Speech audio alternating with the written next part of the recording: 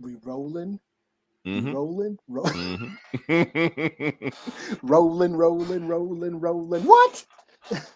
Yes, welcome back to the Comic Book Bullies. This is Eli, aka the Shred Skin. And joining me is my co-host. Oh, I bring myself in. Okay. I didn't know you would bring me in tonight. Yeah, welcome back to the Comic Book Bullies. This is Leroy, aka Baby Man Thing. I didn't know if Eli was gonna bring me in tonight. You know, we're trying something new. We're switching it up. Hold up, let's see if I fuck this up. Watch I fuck this up. Oh, I did it right this time. Okay. That's what I did again to make sure. Oh, yeah. So, yeah, we're back with the episode. Want to jump in. Sorry about yesterday. We couldn't do it. It was the damnedest thing. I paid my internet bill an hour before we was about to record. Internet went out. And this is Mississippi. So if it's on the weekend, that's it. Nobody's coming to help you. So I actually did get a notice that it was up until 2 o'clock today. So, yes, for 14 hours. I had no internet. Now, I know some people, you know, I know we live in a world where if you go 14 hours without internet, some people think it's just like, you might as well just hold my nose and just put me underwater. You know, what am I supposed to do with 14 hours? Fortunately, I can live without internet. I'm okay. We grew up in an era where internet didn't exist. We're older than Google. So that's the thing. That's a lot of people don't know about that. So I still got some porno mags around here somewhere. Yeah, because you just in case you're emergent. We call that our emergency stash. Yeah, because the internet goes out, you don't have Pornhub, you got to have an emergency stash. So got some DVDs, right, DVD. What is that? You know, so yeah, single player video games. Just cut them on. Yes, they still work without internet. You know, I got just in case. I got the Snyder Cut 4K Blu-ray, 4 hours. I can watch it offline. So I have stuff to do. I can make it without internet. I'm okay. But it screwed it up because we couldn't record a podcast. So that's, you know, that's why I'm thinking like any other day I wouldn't care. But right now, damn. And then you know what's even worse about that? We're going to get to the podcast, but even worse about that. I was in the middle of watching House of the Dragon. Let me watch this before the internet gets spoiled. Watching that? I'm still watching it. I'm into it. I finally got into it. I kind of halfway know what's going on, but I was watching it.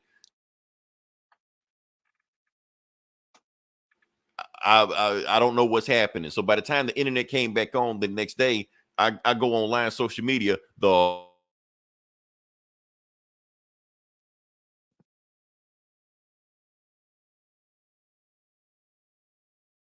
shit. Are we on? Are you on? I'm talking all this shit, and then the internet about to go out again. Anyway, let's get to the podcast. Well, actually, let's do some little house cleaning. Well, not house cleaning, anything first. A thing is today. That's why I wanted to record it last night because I wanted to set up today. Because today is, I want to wish, I guess, Eli, happy National Indigenous Peoples Day. Am I saying it right? Pretty much. Indigenous Peoples Day. Indigenous People Day is not national? Okay. Not yet. Well, today, the mayor of St. Paul finally declared today, you know, as Indigenous Peoples Day because it's been Columbus Day ever since. So it's starting to catch on. Yes, my city is now down with it, down with Indigenous Peoples Day officially. You know? Shit, are you there? His internet's going out, just like mine was. Yeah. There you are, or not. Actually, I think it's me. Yeah, it's not even you, it's me. Okay. All right. He'll come back in. Or we'll settle. One of these things will happen. All right. So just want to say happy national. Okay, there you go. Yeah. I don't know if it's you and me. It might be me. I don't know. Yeah, I can hear you, but then you freeze up. So I don't know. Somebody's Anyway, we'll keep going. All right. So, like I said, National Indigenous Peoples Day, because we do not wish that fucker Christopher Columbus Day. Only Columbus we acknowledge Wallace. I fucked that line up. That's okay. Christopher. Only Christopher we acknowledge Wallace. Thank you, Eli, for correcting me on a rap lyric. Okay. Yeah. That being said, we kind of move on to it because now, Eli, it's on you because you watched the movie. Because we made a rule in October. We start because there's a bunch of movies that came out, but we start with real horror first, and then we go to the other shit. You know. Okay. All right, so I'm gonna let you start off, and hopefully everything will move smoothly from here on out. But yeah, give it to us because the movie you watched was Hellraiser on Hulu. Yes, Okay. Hulu's Hellraiser. Yes, the new one. Brand new, supposedly a reboot, rehash, requel, what have you. A fresh take on Clive Barker's classic tale, based on one of his books, The Hellbound Heart. He actually made 2 movies, Hellraiser and then Hellraiser 2 Hellbound, which I think are classics. I love, especially the first one. The second one's cool. Both those movies are classics to me. And then a bunch of shitty sequels came out that I don't give a fuck about. I haven't even seen them all. Most of them suck. What's his face did one? Scott Derrickson, the guy who did Doctor Strange. He directed it's Shazam. I can't remember. It's one of those guys. Yeah. Yeah, he did the first Doctor Strange movie. He made a Hellraiser movie, and I did not enjoy it. Oh damn. Okay. But yeah, I mean, and this one, it was a fresh take. It's all new, a whole new story, all new Cenobites. You know, they're very controversial. They're getting a woman to play Pinhead, the lead Cenobite, causing a lot of riffs on the internet. You know, from who. Okay. Yeah, that crowd. That crowd. That even though Pinhead or the Hell Priest in the original novel was androgynous and sort of was femme, appearing, had a femme appearance anyways. But yeah, so it's all new Cenobites, all new characters, still the same principle. If you're not familiar with Hellraiser, the Hellraiser movies, the concept is people seek out the greatest pleasures. And once they feel they've experienced feel they've experienced everything, they seek out the lament configuration, which is the puzzle box. They solve the puzzle, and that opens this portal to like hell, where the Cenobites come and basically rip your body apart and make you experience more pains and pleasure. And the first movie, yes, we were introduced to a guy, Frank, who escaped hell, and and Kirsty Cotton, who sent him back and all that. But this is a whole new set of characters. It's about this. She's a recovering addict, and she's like, I think what happens? She robs they go rob a house, and they end up stealing the puzzle box. End up solving it, and then the Cenobites come and start tormenting her. But then she's like, I didn't mean to open it. And says, well, you need to feed the box. You need to like give us a soul. So what she starts doing is you got to cut yourself on the box that marks your blood, that brings the Cenobites to you. So she ends up, finding people to send to hell, so to speak. And when I think about it, sounds like sounds like a garbage person.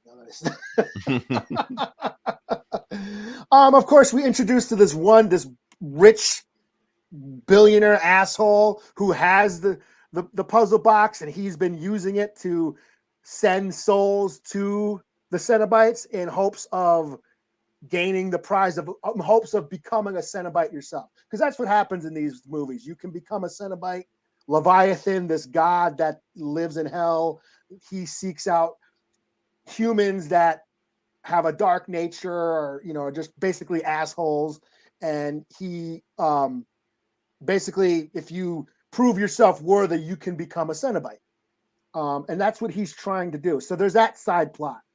And I gotta say, the Cenobites were fine. The new Hell Priest, she was fine. That was all cool. The effects were great. The kills were cool. However, I found this movie very, very long and kind of boring. I started to doze off during it. Was it plot or? Yeah. Well, first of all, it's like 2 hours. It's like 30 minutes too long. You know what I mean? It's a long movie, and it goes through these really long stretches of just exposition and talking, and just kind of became kind of a slog towards the middle. And I was really kind of nodding off, and that's, of course, I have been moving. I've been busy a lot. So I'm like constantly doing shit. So when I try to sit down and watch something, I've been falling asleep on. I fell asleep on the new Andor episode too. So Oh damn. Okay. so I've been falling asleep on it. When you were posting the Thursday Night Football, I fell asleep on that game too. Well, damn. I think I did too, but yeah, I wouldn't move it. Well, I heard that game was shitty anyway. But yeah, I've just been like, you really gotta, you really gotta hold my attention now, like, because I'm just so burnt out and just been so busy lately. But I found this movie to be very slow and kind of boring. I didn't really connect with any of the characters. I felt like this recovering drug addict is sort of like this thing now that it's like a trope now in this new wave of what I call emo horror, where I'm not a fan of movies like Hereditary or Midsummer or The Lighthouse or any like these people that are just kind of shitty characters that treat people like shit, and they're just it's just a bummer. Basically, these new wave of horror movies are just really bummed out dramas, and then some gory shit happens in them, and then it's a new horror movie, and they call it elevated horror and all this these psychological horror. All this crap, and I just find them all kind of boring and not very fun to watch. And that's what I felt they were doing. Oh, she's a recovering addict. She's trying to, get past her trauma and all this shit and the fucked up things in her life. And it gets a little bit of a slog to watch. So I was not really a fan of this. That's just me. I know a lot of people are loving this movie. I've heard people say it's the best Hellraiser ever. I don't think so. They're praising the new Cenobites. I find, the Cenobites are fine. She's cool. The new Cenobites that they have, there's a group of them, all the Flayer or whatever. I thought there was some really gnarly scenes that actually made me wince. Some of the kills were like, oh shit, So it does have its moments, but overall I found it slow. Slow and long. I felt like they could have cut a lot down and just tightened it up. And yes, they do set up a sequel where like this rich billionaire asshole, it might be coming back and probably as a Cenobite, So yeah, I mean, I'll give it a 3 out of 5, and that's probably being generous, Oh wow, okay. I probably don't like it that much, but I don't know if I'm going to watch this again. Okay, that's what I'm going to ask you. Do you think it deserves another rewatch? Like I said, you're exhausted. Maybe you weren't locked in on this movie. So yeah, I don't know. Maybe you score right. I don't know. Yeah, who knows? Maybe. Yeah, who knows? Later on down the line. But I've tried that before. I've tried that with a bunch of. I didn't like it, and then I'll give it another watch, and then like, no, I still don't like it. And then I'm even more mad because I watched it again. You're right. You should have went with your first instinct. Yeah. Damn, I had to sit through this shit again. All right. Okay. Can we get to the fluffy horror now? Sure. Cute, fluffy. Okay. All right. Fluffy horror. Yeah. Let's go. Yeah. Horror. Yeah.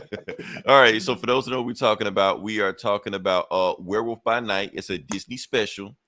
So yes, this is Halloween special. Halloween special, yes.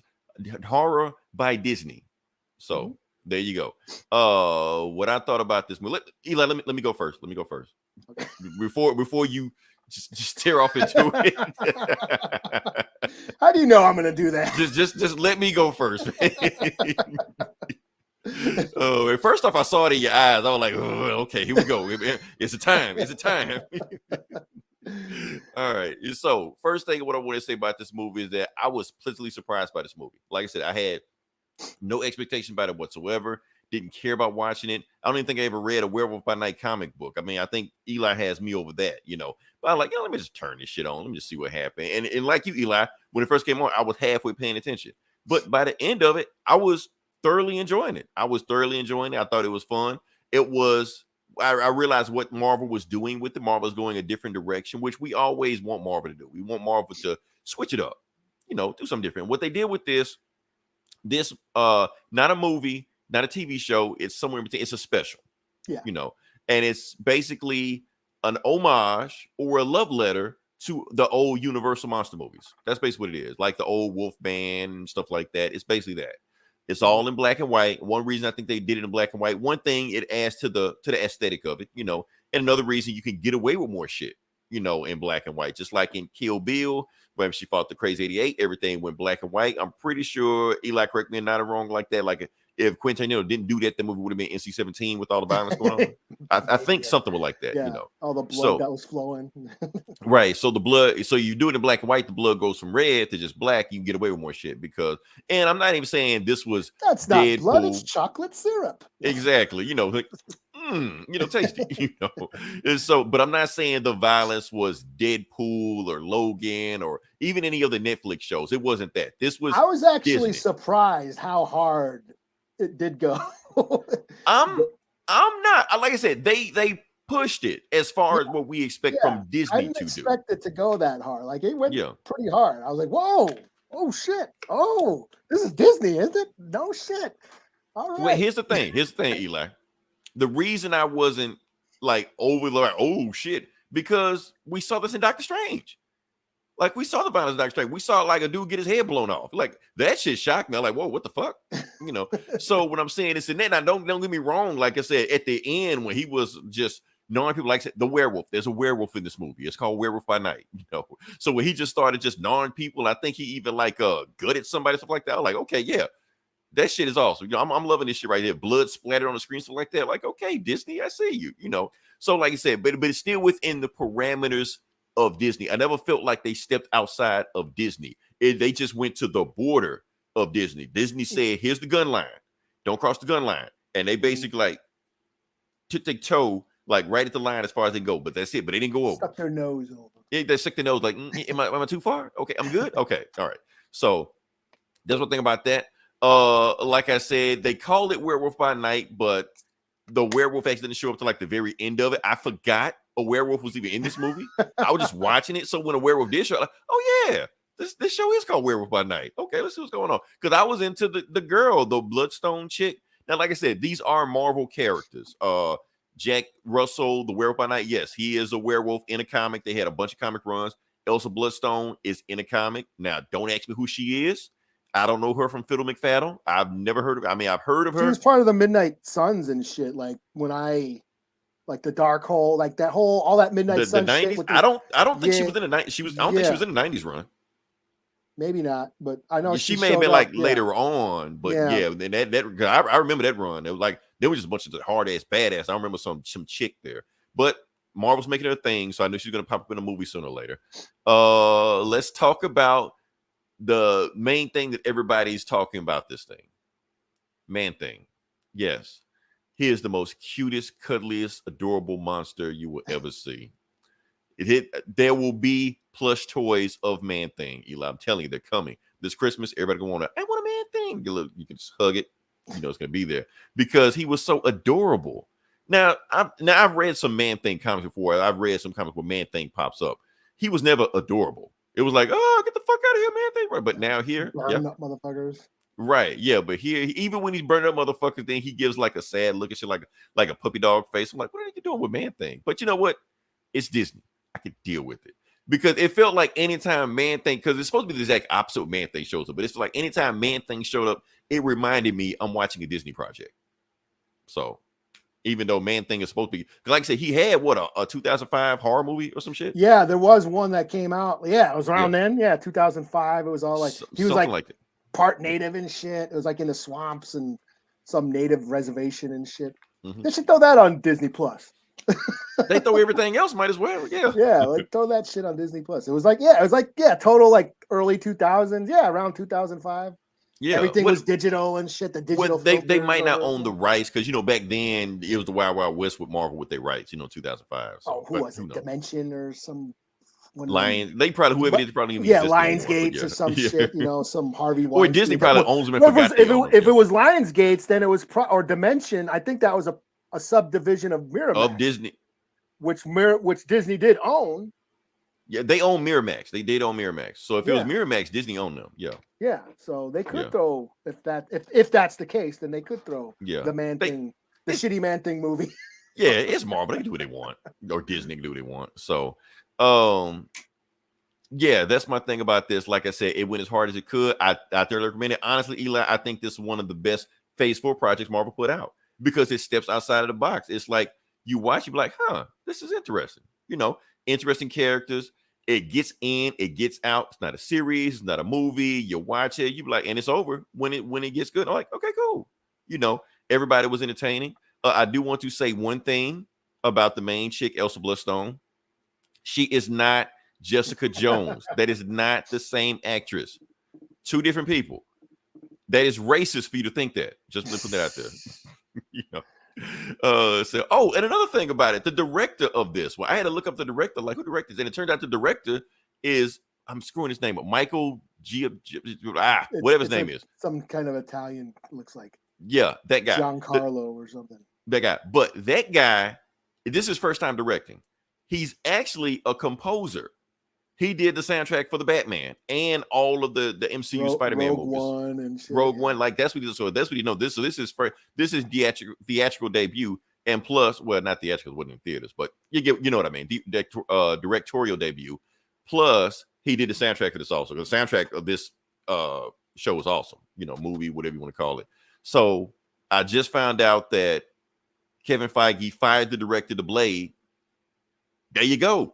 I mean, hell, don't think twice about it. Just put the guy in the just go, So overall, yeah, like I said, the guy that got out, I'm gonna give a review 4-5. I liked it. I recommend it. Watch it. If you're scared of scary movies and shit is too much for you, this doesn't go that hard.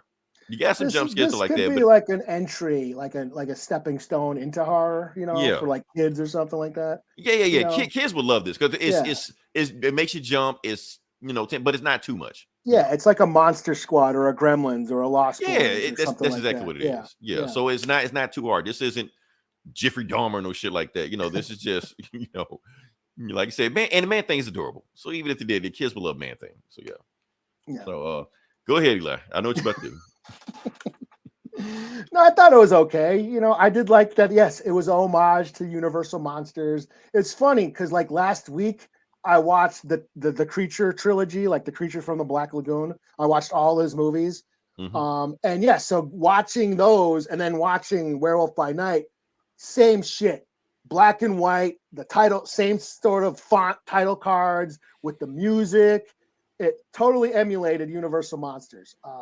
So I thought that was cool. I thought the mood and the atmosphere was cool. Like I said, I was surprised at the action went a little hard, that the kills were a little like edgy. So yeah, I mean, I had fun with it for the most part. My only gripes is the transformation. We didn't get a transformation scene, and that's to me. Well, okay, let me ask. Yeah. Okay. I'm saying, let me ask you this. Like I said, you're my horror expert on the show, and you just watched the old Universal movies. Now, how was the transformation on those movies? Well, in Creature, he's already transformed. First you see like claws, and then they reveal it, halfway through. But in the Wolfman, yes, he had the crude dissolves of how he transforms. But just as a werewolf movie, horror fans sort of judge werewolf movies on the transformations. That's why American Werewolf in London and The Howling, they're like top tier. They won like Academy Awards. Yeah. They invented the Special Effects Academy Awards because of American Werewolf in London, because Rick Baker did such an awesome job. So, we need to give this guy a trophy. So we're just going to make up this best special effects or whatever, makeup effects or whatever it was. So yeah, the fact that it happened off screen was a little disappointing because it's Disney, and I was like, wow, I'd like to see what Disney will do with the werewolf transformation. So the fact that it happened off screen, I mean, it showed a little bit with his hand sort of turning. So that was my most disappointing, my gripe about it, is we didn't get to see him actually turn into the werewolf. Because we got and we said, oh, it's Disney, it's PG-13, blah blah blah. But hey, Mortal Kombat 2, we saw Nightwolf turn into the shitty CGI werewolf shit. I wouldn't. I mean, But still, against you our got will, to I see- guess. But yeah, But yeah, if you could have did some Disney shit like that, just he doesn't have to get in agony and bones breaking and arms, hands stretching like an American Werewolf. It could just be, him transform into, into a werewolf. And so that's my main gripe is we were kind of, I felt kind of robbed that we didn't get to see Disney's version of a werewolf transformation. I got to give it a pass on Eli. I got to disagree with you on that. Now, I understand in any other movie, I agree with you on it, but I'm not giving it a pass because Disney is Disney. No, I'm not saying that. I'm just saying, like I said, since it was an homage to Universal movies, I think going, low budget and low fi with this and low special effects and low CGI, I think that was by design. Since the Universal model, maybe had like Dissolves, they didn't go all out in 1940s Wolfman like that. I think they wanted to, evoke that same image instead of just going all CGI and try to go for special effects. I think that was it was all on purpose. I think. Yeah, I'm just saying it's all suggested horror. They could have grew his fangs or something. I'm just saying. And especially the design, you can tell he wasn't like a lichen, like in Underworld movies or whatever like that. Right. He was just he looked like the Wolfman. He looked like Teenage Werewolf or Werewolf of London. He had that old school Universal monster design. Right. But like I said, going to the comics, Werewolf by Night, Jack Russell in the 70s run, he didn't look all that different. He just looked like a dude, like Chewbacca. That's what it looked like.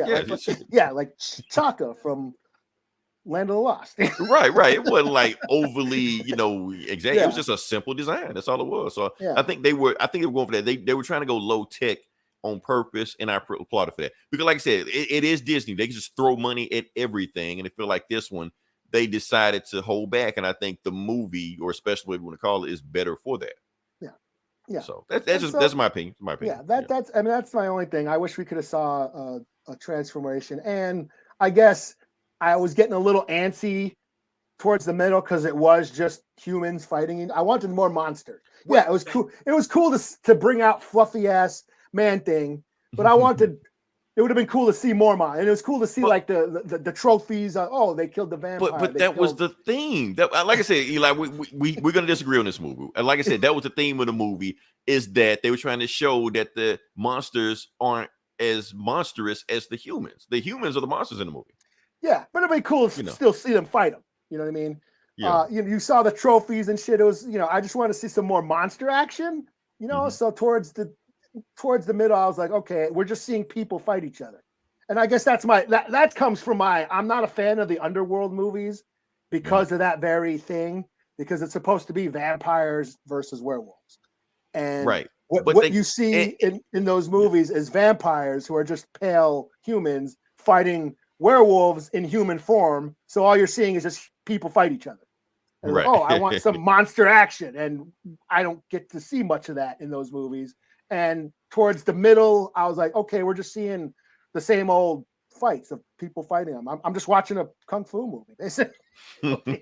Right.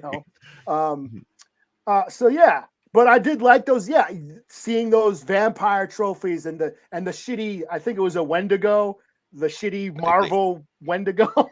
Wendigo, Sasquatch. I think they actually named Bigfoot at one of them, but whatever. Yeah. Yeah. But Marvel's Wendigo is the native monster. They make them look like a teddy bear. So it was cool to see those little references and stuff. But overall, I didn't fall asleep. You know what? That's the best we can. That's the best compliment you can give. I fell asleep on Andor. I fell asleep on Andor, but I did not fall asleep during Werewolf by Night. Review quotes: Eli did not fall asleep.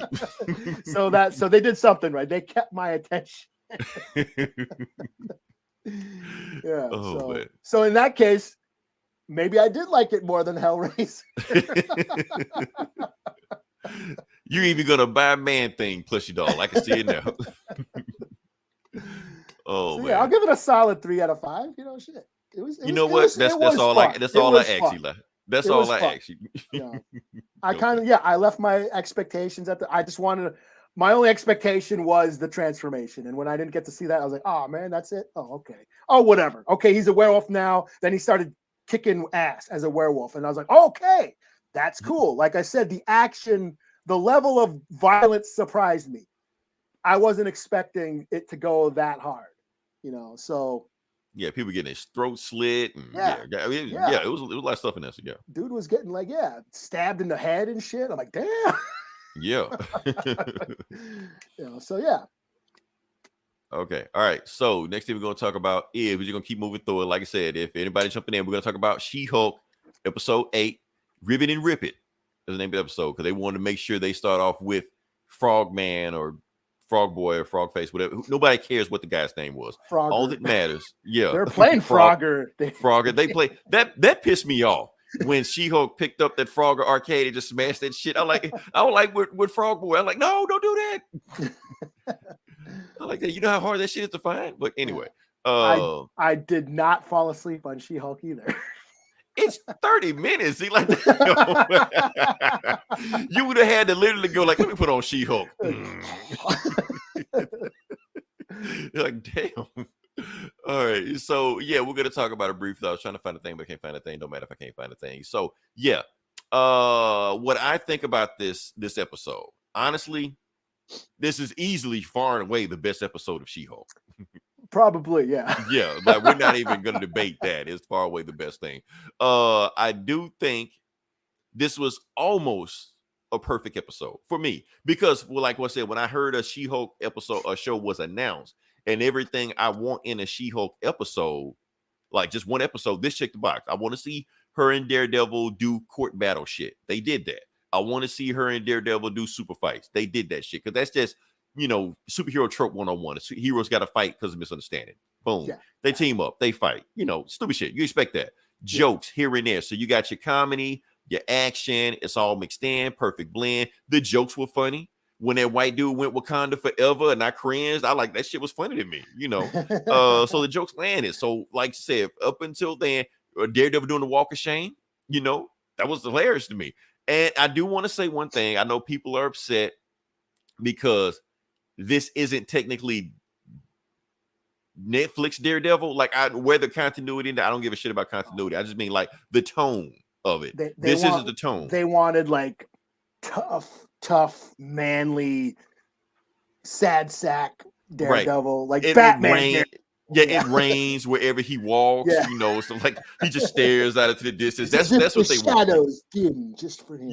He monologues to himself. The city is my vagina or some shit, whatever, just shit like that. So they wanted him to do that the whole time, but he didn't do that. He just joked around, well, my ass isn't kicked. He cracking a smile. What the fuck was happening here? Yeah, Daredevil smiled. Right. Like, what? So because that's the thing. Like, if you only know Netflix Daredevil, or if you only know Frank Miller's Daredevil, that's the Daredevil you're gonna get. But the thing is, Daredevil Bendis is Daredevil, or Bendis Daredevil, right? Just dark. Or brooding. I'm currently reading Brubaker's Daredevil. Same shit, just right. Just mad Daredevil. Like I said, if you read Frank Miller's Daredevil, that's all you get. It's just that detective noir shit. Yeah. But there are other runs of Daredevil where he is jokey, funny, campy.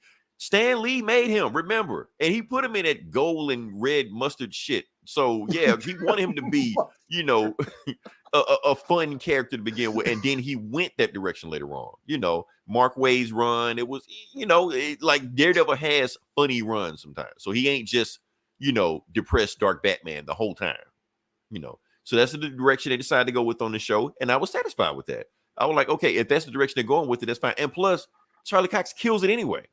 And so what's funny is, like, I think what this show is doing is it's kind of poking fun at like fanboys who just want to bitch. You know what I mean? It's like at the trolls, at the internet trolls that are just bitching about shit. I think they're aware that people are bitching about this show, and they're sort of subverting expectations just to make them even more mad.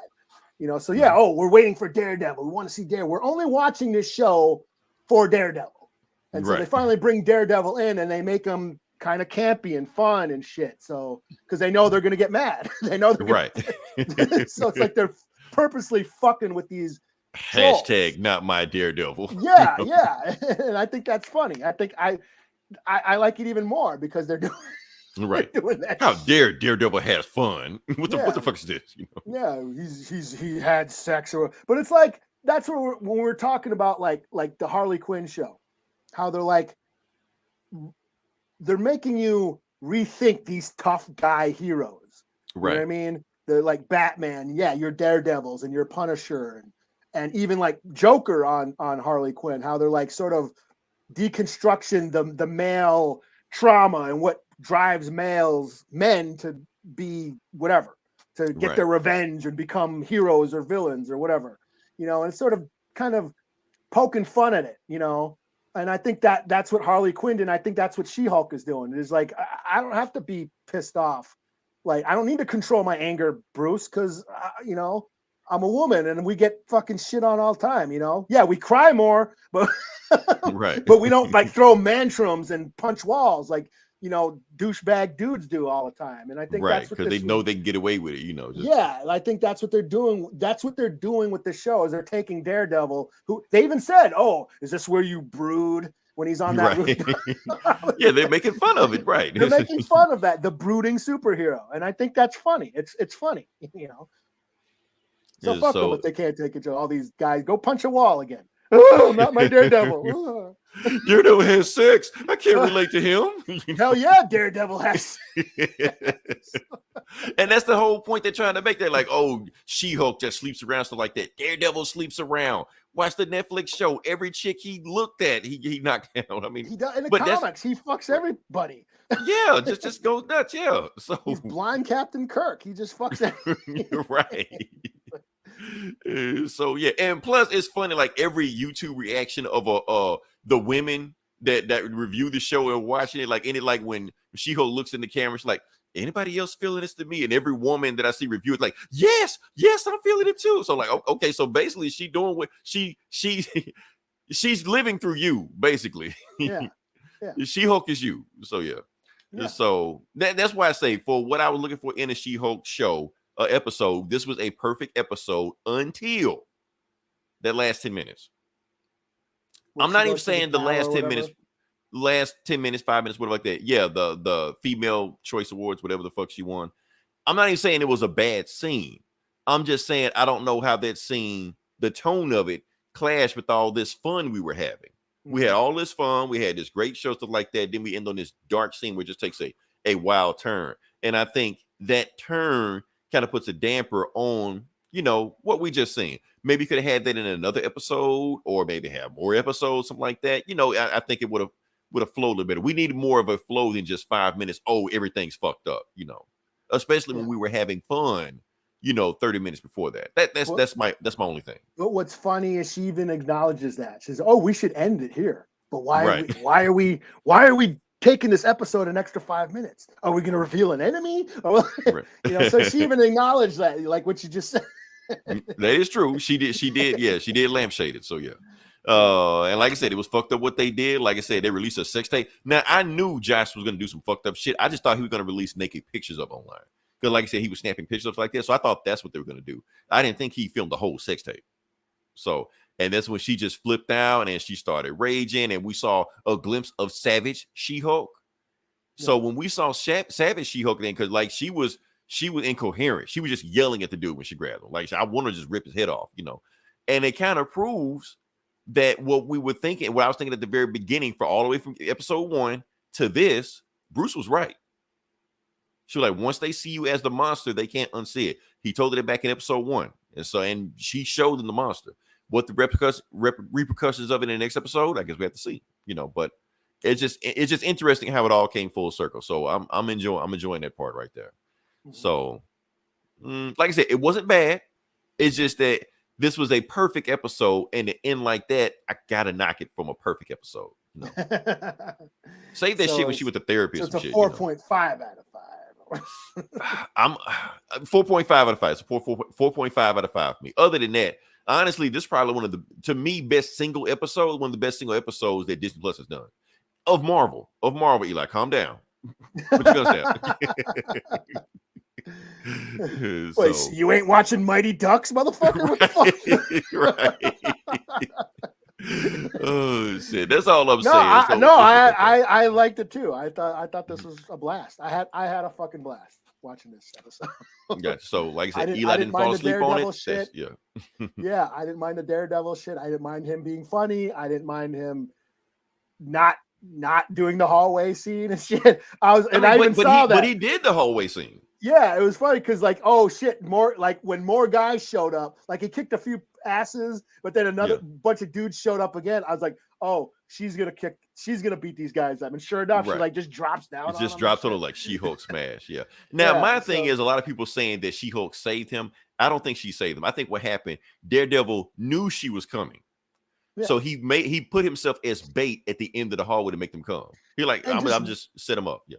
And just watching him like flip around and do all that flip shit. Yeah. And I know people were upset. Yeah, we never got to see him do that in the Netflix show. You see him do that. He's like Spider-Man in the comics. Right. But and I get it. In Netflix, you want to have it more practical. It's more real world because it's Netflix and MCU. Yeah. You can get away with that because CGI, but it's fun watching it both ways, Yeah. Like it is comic accurate. Him doing all that parkour, flippy flip shit. Yeah, Spider-Man, Black Panther, he's on that same shit. Yeah. Yeah. So I liked it. Shit. So yeah, but I know people upset. I know people are making up reasons to shit on it. Yeah. And I loved Frank Miller's run. I love Bendis's run. I love dark brooding Daredevil. I do like that. But I had fun with this. Just so and it's okay to like both. You can like more than one version of character. Like I said, a lot of these characters have been around for so long, and different writers show up. They usually have different tones. Like we talk about Batman all day. Why isn't he brooding like Batman? Hell, Batman's been campy. Batman started the shit. Yeah. So, yeah. All right. So we can move past that. What do we got next? I think it's on you. No, it's on me. Oh shit, it is on me. I don't have a thing up for it, so we're just gonna move on forward. Let's talk about the Black Panther trailer real quick. Okay. I didn't do a thing, but we'll do it. Eli, it gave me chills. I'm not even gonna lie. It gave me chills just watching it the whole time. Like, ooh, I'm excited for this. I do want this thing. I just want to show this. Now, people are still saying, "Well, we don't know it's Shuri." How the fuck you not know it's Shuri? Who the fuck can wear a 90-pound Black Panther suit like that? I'm curious. Like, who do they think it might be? So I don't know. Like, it's nobody else but Shuri. It's especially following the comic book storyline. It's Shuri. Stop second guessing. Stop listening to all these. Stop listening to We Got This Covered. Stop listening to all these bullshit YouTube site and TikTok videos. Just make up bullshit for no reason. It's Shuri. Spoiler alert. It's Shuri. And so, also we did a live reaction. Well, I did a live reaction. You did. Check it out on the YouTube channel. It's that Eli. Check out the thumbnail skills. Oh, look at that. Yeah. Chroma keying like a motherfucker. Oh, hell yeah. I'm going to toot my own horn head too, motherfucker. Yeah. That's it. All we got to say about the Black Hill. So that's what we got on the rest of that. What do we got next? Is it on you? Yeah. This is on you. Is it? We got to we have to talk, Eli. We have to talk about your behavior this week. What I do now? You know what you did. You know what you did. Let's talk about it. Oh. Okay. For people that don't know what we're talking about, I'm gonna let you take over. We're talking about the Super Mario Brothers trailer. I'm gonna let you take over, because I want to know what the hell is going on behind this. Well, so yeah, people are kind of like, the Super Mario trailer dropped, and we finally got to hear him talk. And we've all known it's Chris Pratt doing his voice. Is he going to do some campy Italian accent, and offend a bunch of people? I guess that's going to be offensive. But no, it's just regular ass Chris Pratt talking. So Chris Pratt is playing Chris Pratt in another movie. Yeah, playing what Chris did people Pratt. expect? Yeah, what did people expect? I mean, so people were bitching, oh, it's just Chris Pratt. And he's not sounding like, oh, it's me, a Mario, or whatever. He's not doing the Italian accent. And so yeah, that's what people were. And somebody, I think it was Gomer, posted on the site about it. And I just made jokes. I made those jokes before. I was like, he should talk like De Niro in Goodfellas. Like, hey, Louis, I got a leak over here. You know what I mean? The New York Italian accent, East Coast Italian. and we kind of went back and forth, you know, me and Gomer kind of going back and forth, being stupid, you know, stereotyping New York Italians. And I made a joke about him slapping Princess Toadstool. I'm a fuck. Don't you ever disrespect me? I'll smack you in the mouth. You know, that's what I left on it. I guess that violated community standards, and I got banned for like, was it 24? I'm still on restriction, but Okay. I can post again. But I got banned for at least I think a day or two. You know. Okay. I was like, damn, let me go put some money on Eli's books. Mark and got them. So so yeah, it was just cracking jokes on the internet, and which you can't do anymore. Cancel culture, yeah. Thanks a lot, yeah, y'all. It's just so weird. I think between the two of us, when it came to Super Mario Bros., I thought for sure I would be the one to get banned on that shit. Did you even play the game, Eli? I gotta ask you a question. Oh yeah, you did? Okay. OG Mario, not Super. OG Mario. OG Mario in the tunnels and shit. Okay. Where you had to like knock the turtles off the pipes and shit. Yeah. I could put a quarter in and be on that shit for like a half hour off of one quarter. That was one of my games. I can't. Yeah. Yeah, that was one of my games. You just beat that on one quarter. Yeah, I never got to the kill screen if there was one, but I could get up there back in the day. Back in the day, that was one of my games. You're inhuman. Yeah. Okay. What are you? Oh man. So people are mad. Look, let's just get down to the nitty-gritty of it. Okay, so yes, Chris Pratt is just playing Chris Pratt, even though people should expect Chris Pratt to be playing Chris Pratt. But we all know what's really going on, Eli. Can we just call it what it is? Can we call a spade a spade? Sure. We know people don't like Chris Pratt because, like I said, we know he's a Trump supporter. We know he's anti-LGBT.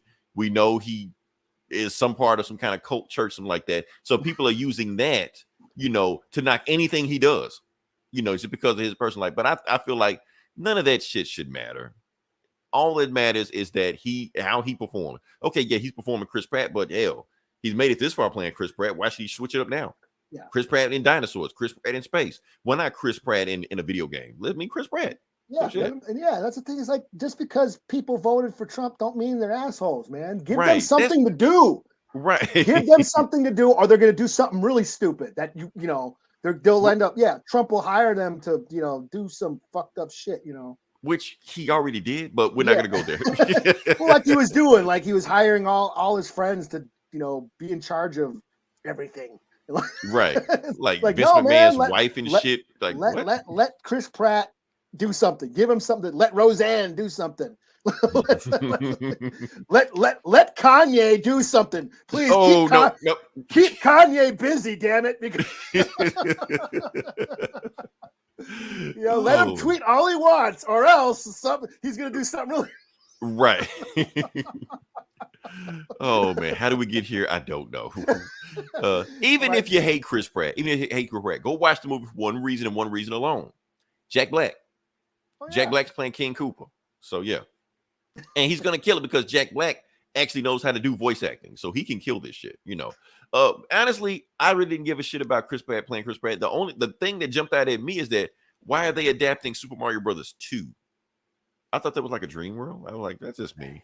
Because that was the people he was fighting and I don't know, that's just me. I look too deep into it, Is it a dream world or I thought it was a dream world? I don't know. 2 is where 2 is a weird one. So is 3. True World's a dream world because he woke up in the dream world. Like at the end of the game, if you beat the game, did you ever beat the game?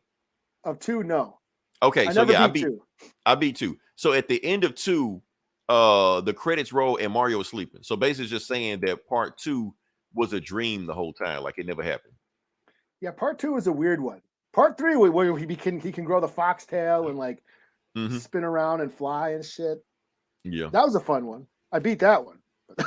Okay. So, but here's my thing.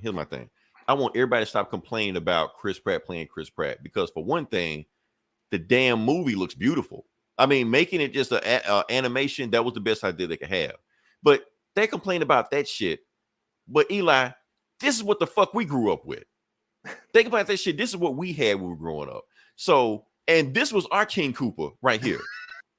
So I actually want King Koopa was a human, wasn't that just Dennis Hopper? Yeah, it was a human, but he turned into King Koopa at the end. Like he could transform into a dinosaur, some bullshit like that, whatever like that.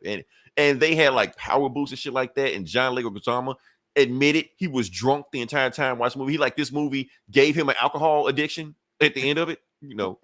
So this is what we had, and this is what y'all had. So I want everybody complaining about Chris Pratt and Super Mario Brothers. Shut the fuck up, because this is what we grew up with. So I don't want anybody to complain about that shit. I know I'm sounding like an old parent right now. Back in my days, what we had. I don't give a fuck. Stop complaining. Enjoy what you have. So yeah. Stop bitching. Let motherfuckers work. Exactly. Otherwise, we bringing back John Leguizamo. They complain about that shit. All right. Let me say we move on to the next part of the podcast. Yeah. Okay. Like I said, it's Comic Book Bullies. We're talking about comic books. And Eli, you go. I think you go. I think you got more books than I do. Really? I only got 3. Well, I got 3. Okay. Well, who wants to go first? I'll give you the honor of doing first. Okay. I do. Let's see. Well, I guess I'll do. Should I do Batman? Yeah, you do Batman. You knock it out. Did you read this? I did, but I'm gonna let you do your thing. Okay. Where's the share screen, man? Down the bottom, it should be. I don't think they took it away. I don't see it anywhere, man. Stop mute. Present. I think it's called present now. Is it present now? Yeah, oh, present, share. yeah. Oh, there it is. Share screen. Yes. Mm-hmm.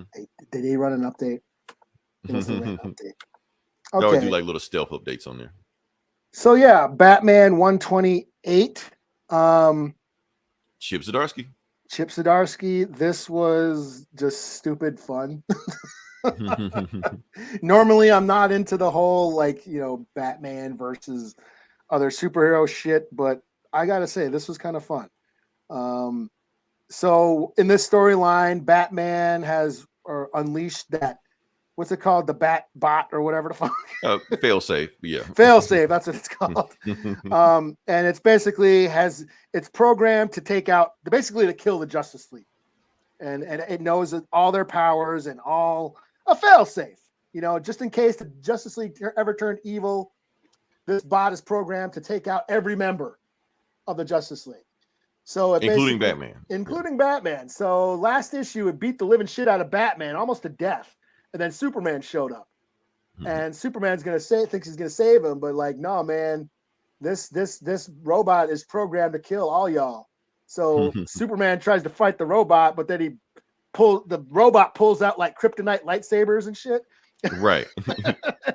and the thing is, like, Batman knows what the robot's about to do, but since he's so fucked up, he can't stop. He's like, oh shit, he's about to do this. He's like paralyzed and shit. He can't say anything. So the robot ends up. Well, no, Superman tries to fly around it and fly behind him. Right, because the robot had kryptonite. He's like, okay, I'm gonna just keep my distance. I'm gonna just stay up. He can't shoot me. So when he got away from the robot went for Batman. And then so Superman's trying to stop him getting Batman. He had some kryptonite in his back, like a third kryptonite he didn't reveal. Like a fucking kryptonite dick. Right. Pierced out of his back and stabbed Superman. And Batman knew this shit was about to happen. He was like, wait for it. Damn. Yeah. So Superman's now Superman. So Batman and Superman are all fucked up and out of commission. So then the rest of the Justice League show up. We have fucking Ollie, Green Arrow show up. We got Martian Manhunter and Black Canary and who's a Hawkwoman. Basically, all these Justice League members start showing up, and the robot has a defense for everybody. He has some kind of super magnet that fucks with Hawkgirl's wings. Right, even though her wings aren't magnetic. Yeah. And then they do it anyway, so yeah. And then he puts some kind of muzzle on Black Canary so she can't scream or start suffocating or whatever. She can't take a breath and scream. He blows up the block for to fire a Martian Manhunter. Yeah, sets it on fire. Yeah. So he's basically taking out all these Justice League members. Finally, is it the two Robins? It Dick and Dick or Ollie? and Tim. It's Tim. Yeah. They grab Superman and Batman. They take off in the jet. They're like, we got to get these guys out of here. And they're flying away, and the robot's chasing them. And Batman's like, yo, man, you got to take him to the fucking get Superman to the Fortress of Solitude, let him re-up and recover. I'm out. And he like jumps out of the fucking jet into the ocean because he knows Aquaman's gonna save him. So Aquaman shows up and saves Batman, gives him some fish magic or whatever the fuck. and he crushes his head. Hey man, he's like, you've been out for like how long? He was out for a while, like 2 weeks. He was out like 2 weeks. Yeah, he was out for a while. So what's happened? Oh, Gotham has fallen again. Since you've been gone, the robot's taken over Gotham, and there's like drone patrols, and your Bat family, all the Bat family are like laying low. But he's basically daring you to come back. He's looking for you. He's looking for Batman. He's looking for you, and basically the robot basically creates this big giant, like uses all the lights in Gotham to create this huge ass, bat everybody symbol. can see it. Yeah, this bat symbol is like, yeah, he's basically calling you, and that's kind of where it ends. No, and I think he has other robots too. I think he multiplied himself. Yeah, he's got like drones like around the city, like, and they're actually like all around the world looking for Batman. Yeah. So yeah, this is crazy, just crazy, stupid, campy superhero fun. I enjoyed it. So 4 out of 5. Cool. Okay. All right. Next book we're going to do is Crisis on. I'll be honest, I don't. There's so many crises. Oh, this is the DC. Yeah. Okay. Yeah, Dark Crisis on Infinite Earths number 5. So, that's easy to remember. I can remember that. Okay. So where we last left off, okay, Justice League's dead, but they're not dead. They're in an imaginary world. Black Adam decided to join the Legion of Doom. Legion of Doom got corrupted, and now they're trying to kill him. That's where we left off. So yeah, let's get to it. All right. So yeah, and they show the map of the multiverse, and it's slowly being corrupted by the Great Darkness. Where are we? Yeah, and then that's when we get the Black Adam. The Legion of Doom has been taken over by the Great Darkness, and he's fucking them up. He's just like, I kill the old Dark Army couldn't kill me. What makes you think y'all can kill me? That's when Sinestro like, shut the fuck up, and shuts his mouth up. Now he can't transform, and now everybody's fighting him. That's when you get Sideways. I can't remember the guy's name. Tommy Terrific, that guy, and some other people. Oh, anyway, they rescue. I think I fucked his name up, but anyway, they rescue Shazam. They get him out of here before the Legion of Doom can kill him, and they teleport back to the Hall of Justice. Meanwhile, the Hall of Justice, and that's when Nightwing says, "You're welcome." And they did a scan. Basically, Tommy Terrific. I know I fucking his name up. I don't care. He's saying that yes, the darkness is magnified the closer you get to Deathstroke. So you take out Deathstroke, you take all of them out. And basically his army is getting stronger and stronger and stronger. He's possessing people, stuff like that. Nightwing says, okay, Barbara, get every single superhero you can, give him to the Hall of Justice right now. You're like, but if you get everybody here, won't Deathstroke know? You're like, I want Deathstroke to know. So that's where we go from that. That's when we go to Pariah. He has rebuilt the Infinite Earths. They're stabilizing. He got his Dark Army, stand by. He captured all the Green Lanterns. And he's just looking, basically saying that, talking to the Great Darkness, as soon as I fix this, you'll return me to what I was, so I ain't got to be teleporting place to place. So Flash is fighting Batman. Anyway, Green Lantern finds out that the imagination is getting weaker, so he transforms into Green Lantern, and the way he stops Batman is using his Green Lantern ring to show him the Bat family. When he sees the Bat family, it snaps him back to reality, like, oh shit. I'm Batman. What the fuck is going on here? So then they basically say we need to go rescue the Justice League. While we're doing that, the Great Darkness map is getting more and more corrupted. All the superheroes are coming to the Hall of Justice. Nightwing has a plan. He wants the JSA, since they're more magic based, to find out what is corrupting the multiverse. Meanwhile, everybody else fights Deathstroke. That's the plan, So they're like, okay, and then the Teen Titans is looking like, oh, so it's us fight Deathstroke again. Like, yeah, we fight Deathstroke. Let's go. So, and then the guard stands up, Beast Boy. He's like, and he's got an eye patch now because Deathstroke shot his eye out. So he's like, look, I want to. If you fight Deathstroke, I want to fight Deathstroke. And he hugs him like, hey, let's go. Okay. So then they go out there. Superman is back. That's John Kent with Swamp Thing. They did something.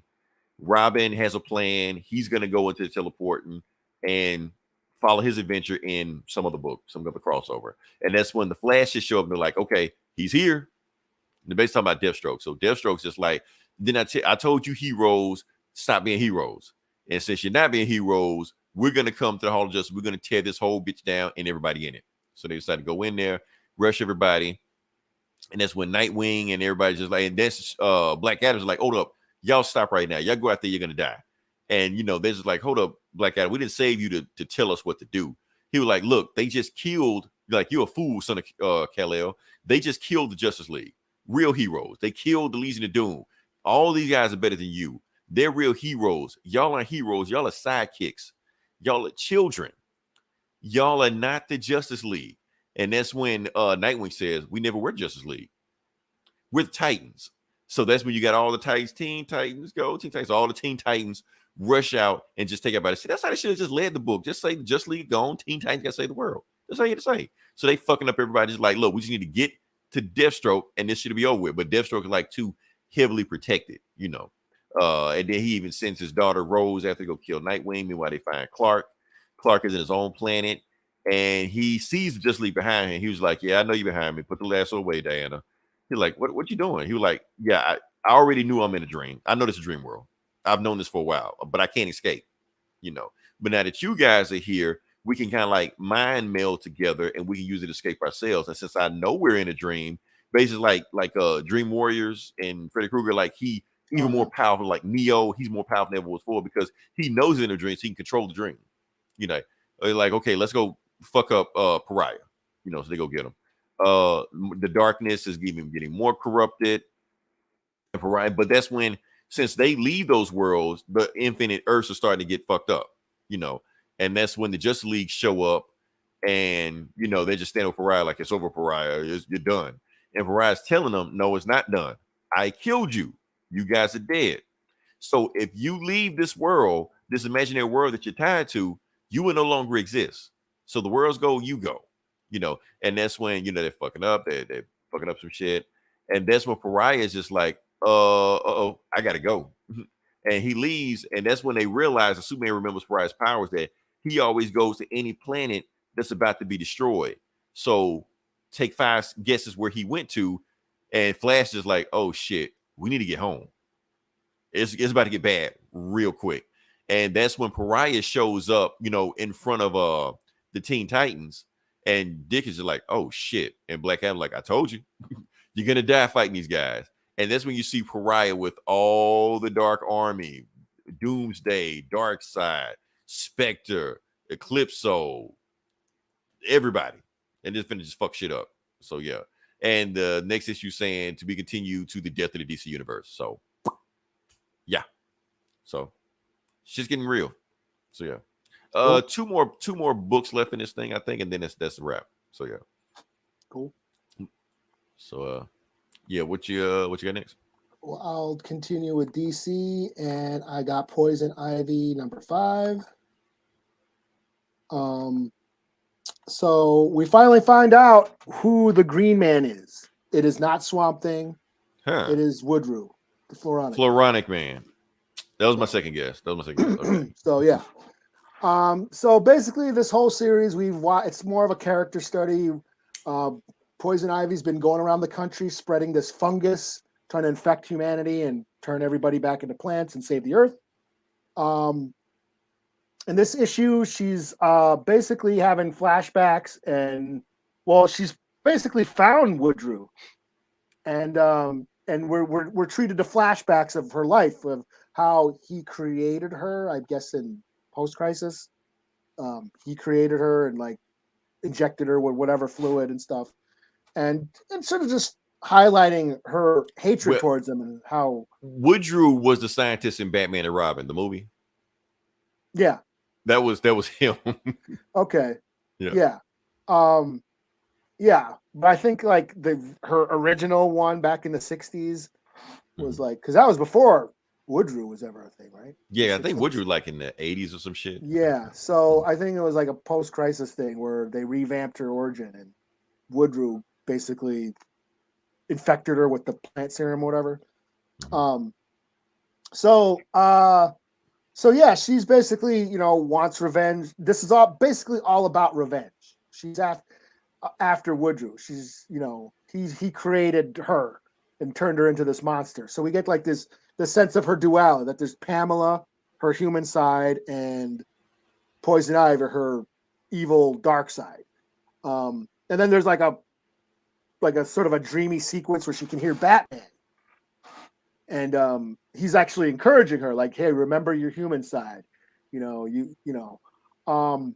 So, and Woodrue basically says, yeah, the reason why your spores aren't working because they were never meant to be like a weapon of mass destruction. Yeah, they're an infection, but after a while they sort of, you know, die out because you're killing all their hosts. A virus can't survive if the host dies. You know, so that's why your plan is failing. But she ends up injecting him with that fungus in the end. That's kind of where it ends.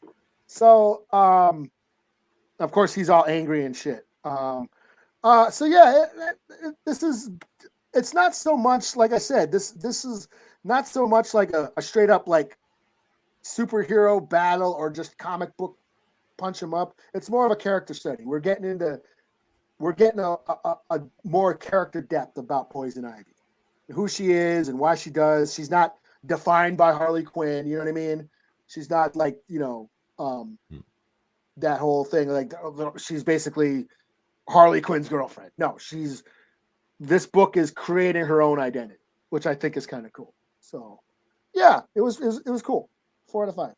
Is this the last book, or I mean, like the last of that run? No, it says there's another one coming. So I think this might be an ongoing for a little bit. We'll see. It says next up in Old Wounds.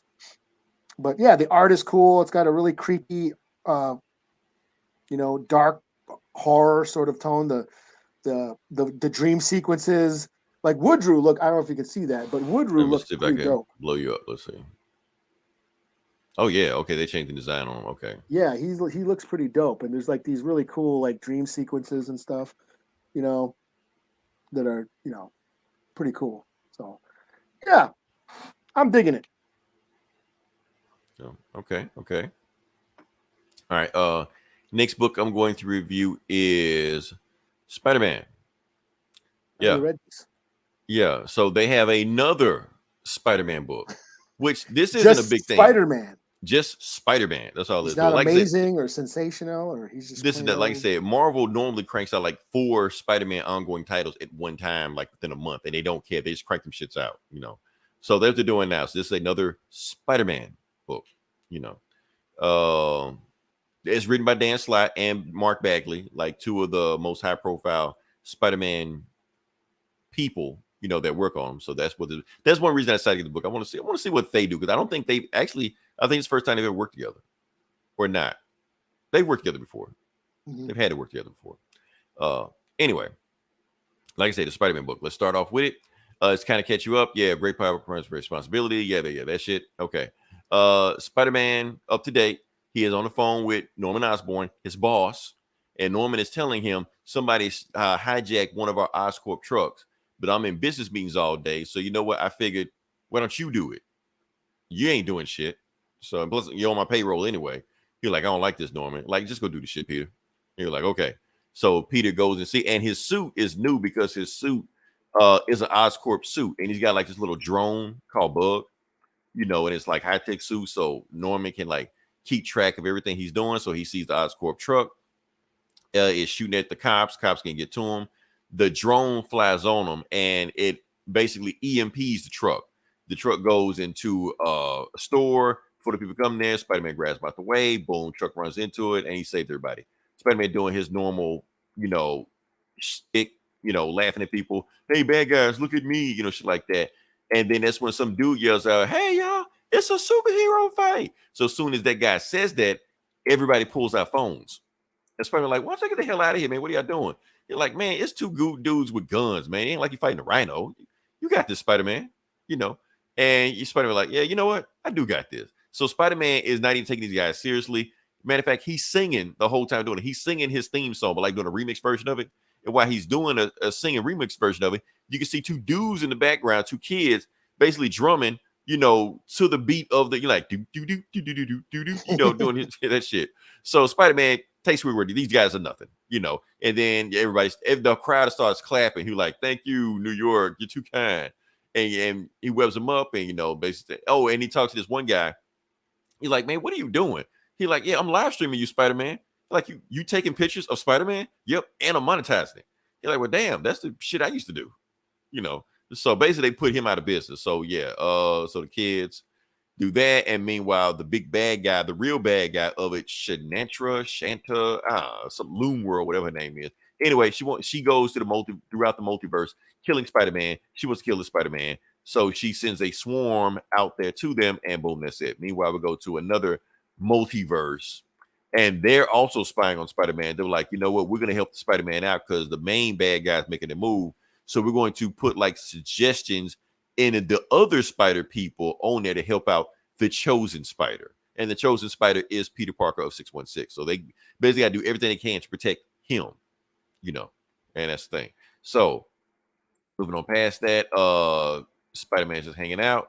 And that's when he gets and a whole bunch of swarm of bugs come in and about to attack everybody. And Spider-Man like, oh shit, we gotta get the hell out of here. And then even the bad guys, he just webbed up. They're like, Spider-Man, help us, help us. They're like, okay, I'll get you guys out of here. He's like, you gonna save us, Spider-Man? You're like, yeah, I'm not the Punisher. Yeah, I'll save you. You know, so he gets the guys out of there. And it's spider wasps that are stinging everybody. And that's when his old bad guy, Moreland, shows up. You know, he like, oh, hello, Peter Parker. So he don't even give him a chance because that guy goes to like multiverse to multiverse, killing Spider-Man here also. So he just tries to punch the shit out of him. Nothing works. And he's like, oh, and he just slaps the shit out of him, just with one hand, just almost knocks him unconscious. You're like, oh shit, I got no chance. So yeah, he destroys the bug, keeps punching him. Basically, Spider-Man just gets his ass whooped by this guy. Nothing he can do. He ain't even touched him yet, you know. So while he's getting his ass beat, that's when he's like, oh, I got something for you. Oh, and Norman sees that he get his ass beat by, he just gets the shit beat out of him.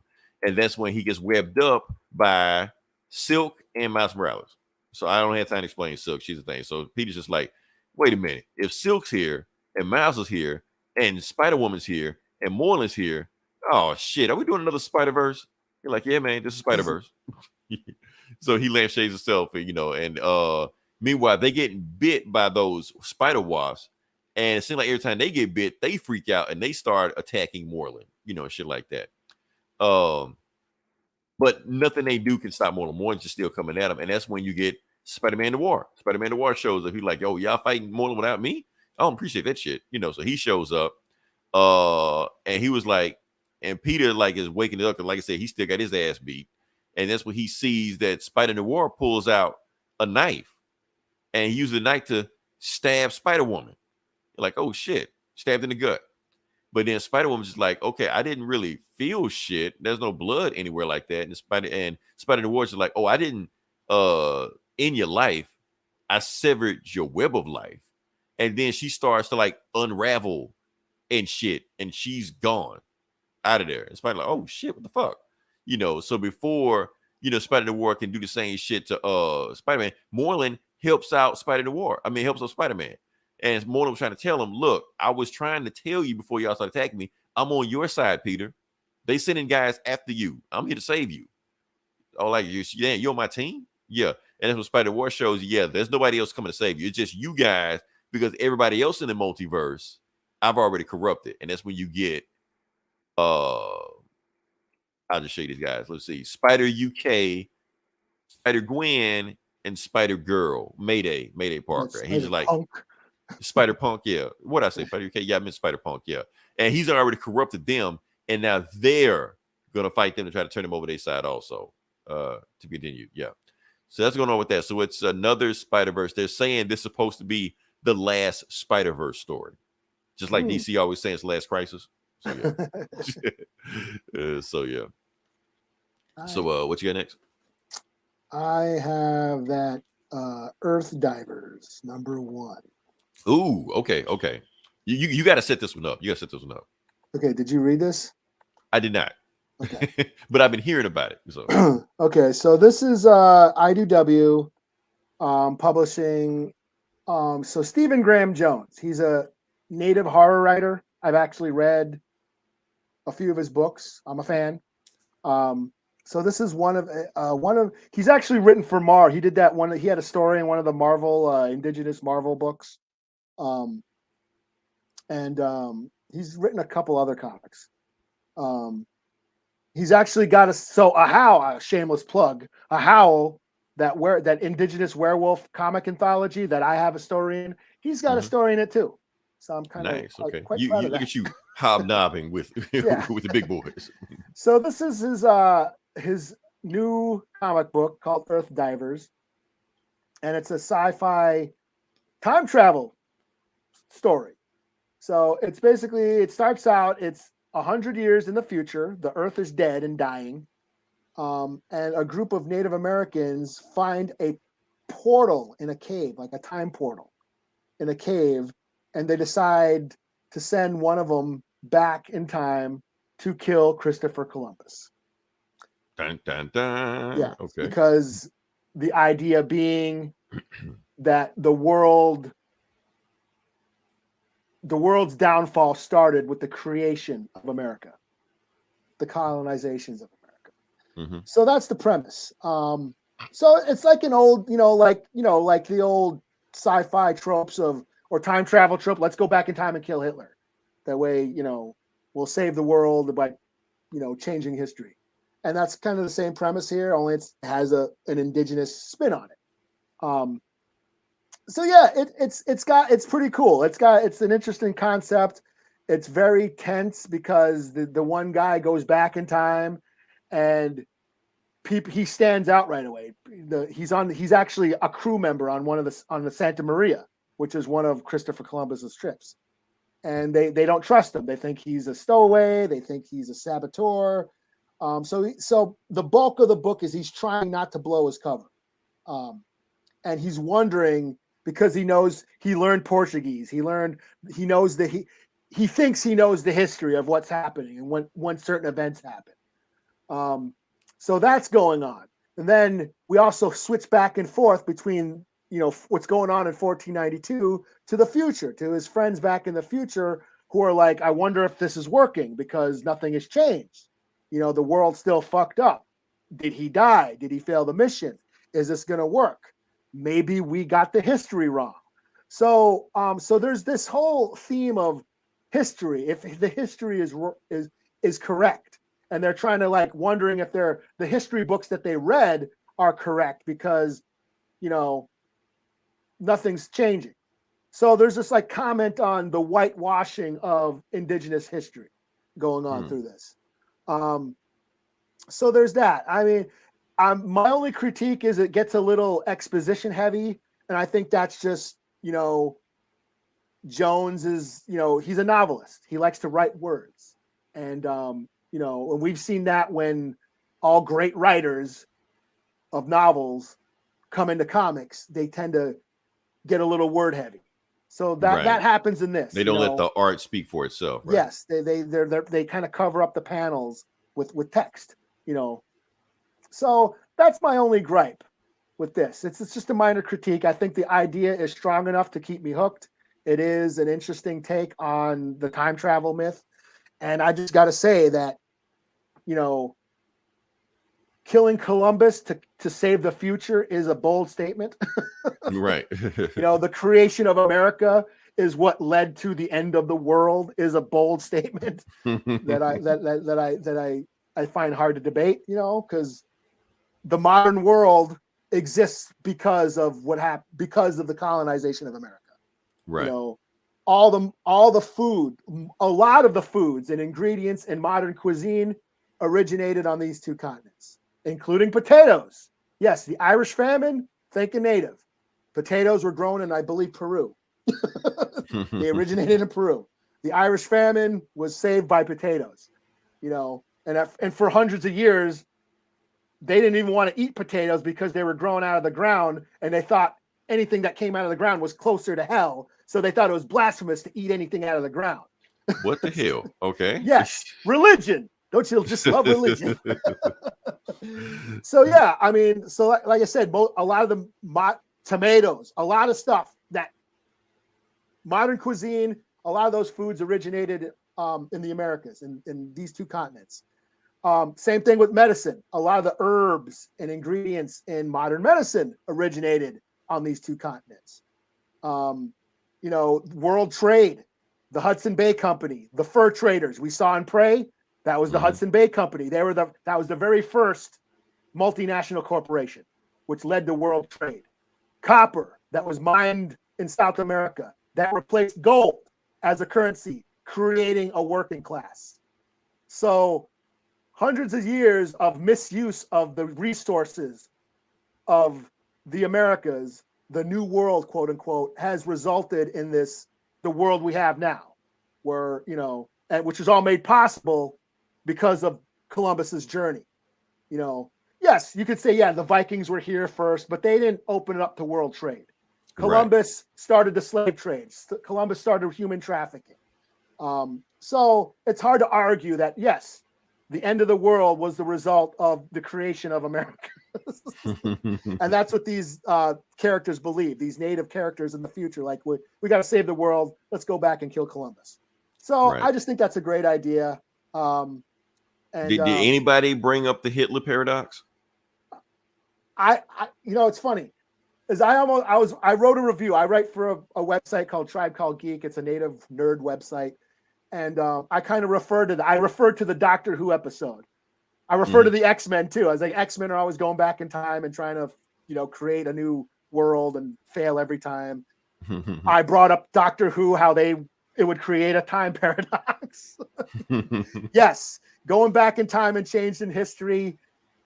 That means you don't ever go back in time to change the history. If you go back and kill Hitler, that means World War II never happened and a bunch of shit never happened. You never went back in time. So it creates this paradox, and which will destroy the universe or some shit. Yeah, or just make it lore.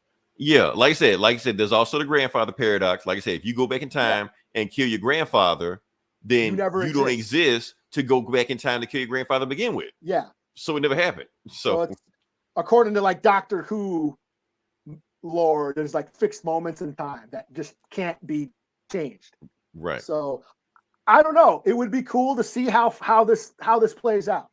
You know, I think all the or they could just ignore it. Just say, fuck I mean, look like Endgame, like Endgame, right?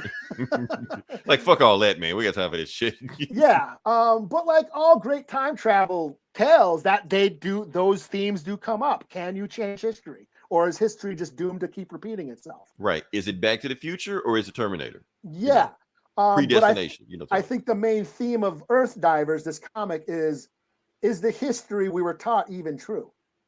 And I think that's what this is more about, because they're wondering if they got the history right. Because he's wondering, is this the right time? Am I, maybe I got the culture wrong? Because he thought he studied, to go back in time and try to blend in with the, in 1492. And they can tell he's an outsider. So it's an interesting concept, interesting ideas. I hope, Jones's writing eases back on the text, and like you said, let the art speak for itself. But it's a cool idea, and it coincides with Indigenous Peoples Day. Right, just landed right on it. So yeah, and this I guess, I don't know if this is an ongoing series, but this story arc is called Kill Columbus. So it's there to make waves. It's there, and it's from an Indigenous perspective, and that's what we think. Nice. So yeah, I give it a 4 out of 5. Okay, you got me interested. You got me interested in it, to be honest with you. So yeah. All right. Eli, what if I told you that the book I'm going to do is going to be the most controversial book we do tonight? Okay. The next one I'm going to do. Okay. All right. The next one I'm going to do is Avengers. Okay.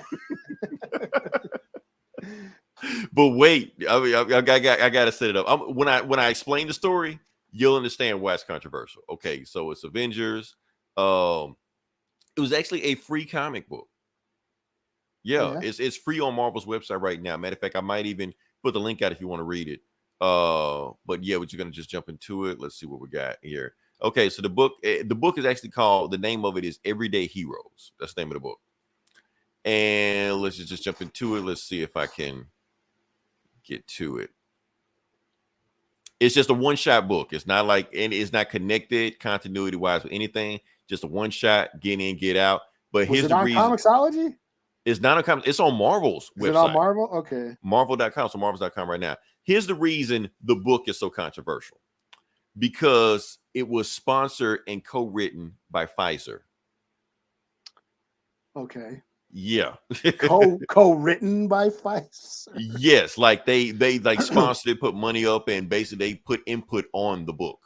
So yes, this is a commercial, basically. Okay. Yeah.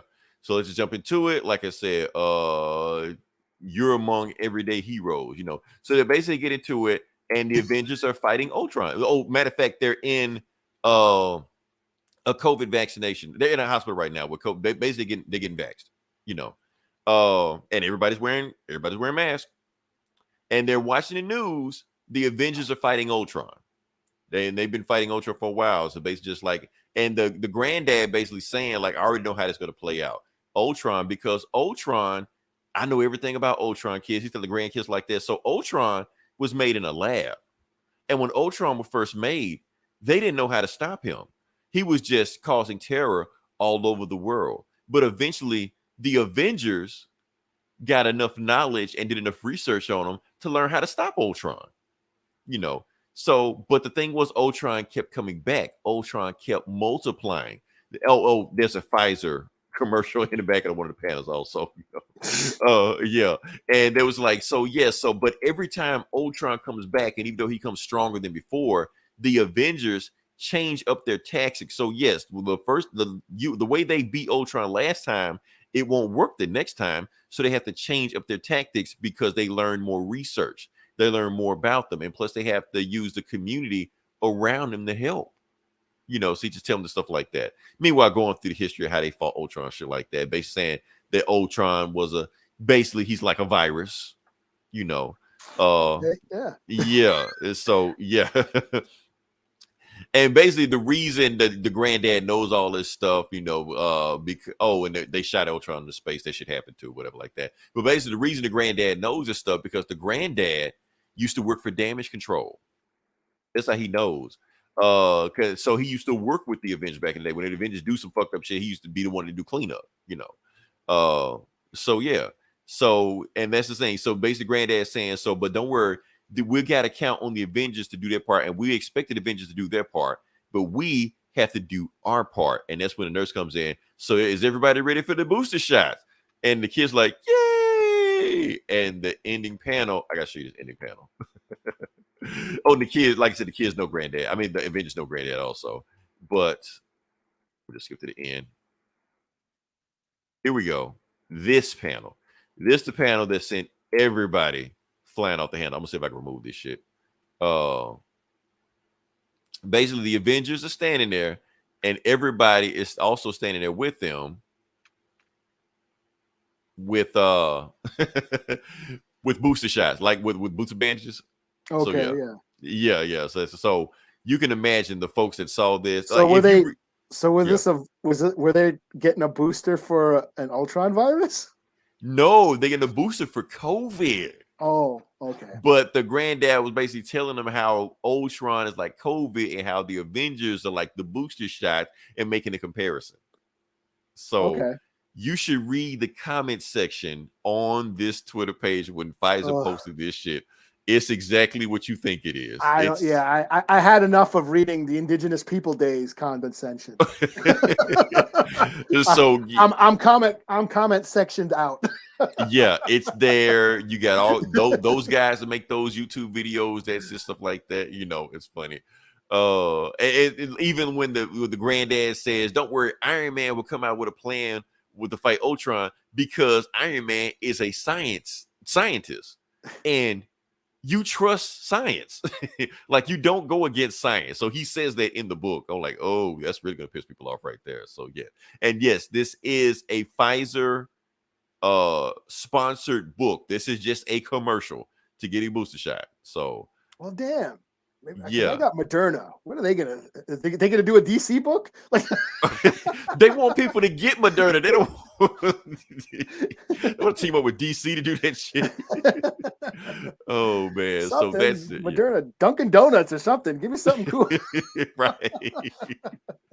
Oh man, so that's the book. So yeah, and keep in mind, Marvel did not advertise this book at all. I heard nothing about it. I just looked on. I got Marvel Unlimited. I just couldn't find it. No, it's like on Marvel.com or whatever. Yeah, it's on their I site. just Yeah, pulled like it up that. on the app, and I didn't see it anymore. I'll be out. The only reason I found out about this book, the quartering, they went nuts over this shit. They were like, "Ooh, woke Marvel," stuff like that. So just like, let me just read this book. So it's free. Let's just read it. And I can see how it can be polarizing, but at the same time, like I said, I'm not gonna get there. I'm not even gonna go there. Not gonna go there. It's Marvel is ballsy for doing this book. I just know that. Oh shoot! Anything else you got? Or Nah, I'm booked out. Okay, we're all booked out. All right, like I said, if you listen this long, definitely like, share, subscribe. Like I said, we couldn't avoid, not doing it today. Yesterday was just not gonna happen. Sorry, it just wasn't gonna happen. I got shut down. Next week we'll come up with some more stuff. I'm pretty sure some more horror stuff is coming out. Halloween, I think, comes out on Peacock. The new Halloween This week. Yeah, I will watch that. Watch that. Okay, I didn't watch anything else, but I watched that. I gotta see how it ends. I think that's about it, right? Or when does Black Adam come out? That comes the out week soon, after. Okay. Yeah, which is weird for Black Adam to come out in October or some shit like that. I don't know. That's weird. But yeah, everybody check us out. Share our shit. Watch the reaction videos. We have another video online also right now. That is okay. We took the Thor versus Hulk, storyline from different episodes of the podcast. I passed them all together. They're in one neat little thing. It's like 30 minutes long. You want to just watch the whole complete story? It's there. We did it. So yeah, I chopped it down. It's easy to digest. Until then, this is Leroy. This is Eli. We'll talk to you guys next week. Same bullet time.